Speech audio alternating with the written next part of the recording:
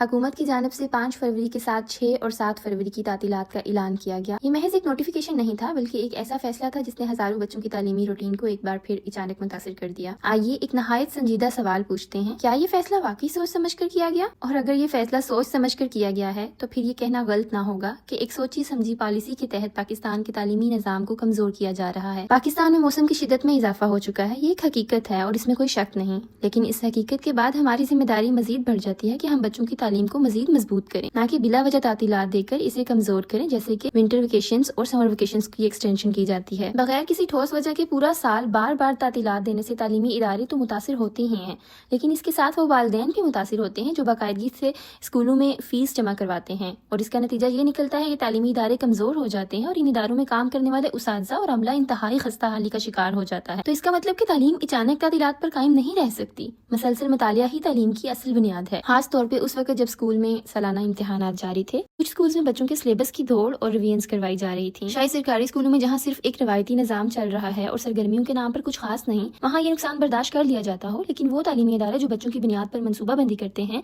جہاں ہر دن ہر سرگرمی اور ہر امتحان اہم ہوتا ہے، وہاں بار بار پلان بدلنے سے پورا تعلیمی نظام تباہ ہو جاتا ہے۔ کیا یہ نقصان کسی فائل یا نوٹیفیکیشن میں نظر آتا ہے ہمیں؟ نہیں، بالکل بھی نہیں۔ یہ نقصان صرف کلاس روم میں محسوس ہوتا ہے اور صرف بچے کے مستقبل میں اس کے اثرات سامنے آتے ہیں۔ یہ کہا گیا کہ بسنت کی وجہ سے چھٹیاں دی گئی ہیں۔ سوال یہ ہے کہ کیا بسنت پورے پنجاب میں منائی جا رہی ہے؟ اگر بسنت صرف لاہور کا معاملہ ہے تو پورے صوبے کے بچوں کو اس کی قیمت کیوں ادا کرنی پڑی؟ فیصلے ڈیٹا اور حقائق کی بنیاد پر ہونے چاہیے، تہواروں کی بنیاد پر۔ ہم یہ بھی دیکھ سکتے ہیں کہ گزٹڈ ہالیڈیز جیسے 5 Feb, Iqbal day, Quaid Azam day, 14 اگست اینڈ سو مینی ادرس، ان دنوں بچوں کو اسکول میں لا کر اس دن کے بارے میں شعور سکھانے کی بجائے ہم انہیں گھروں میں بٹھا دیتے ہیں، حالانکہ یہی دن تعلیمی اور تربیت لحاظ سے سب سے زیادہ قیمتی بھی ہو سکتے ہیں۔ اس کو اس طرح سے پلان بھی کیا جا سکتا ہے کہ ان دنوں میں بچوں کو ان کی امپورٹنس کے بارے میں بتایا جائے۔ اسکول صرف عمارتیں نہیں ہیں، یہ وہ جگہ ہیں جہاں قومیں تعمیر ہوتی ہیں۔ میری خصوصی اور سنجیدہ گزارش تمام شہروں کے ایجوکیشن آفیسر سے ہے، آپ صرف میٹنگز میں بیٹھنے کے لیے نہیں ہیں بلکہ آپ وہاں تعلیم کی آواز بننے کے لیے موجود ہوتے ہیں۔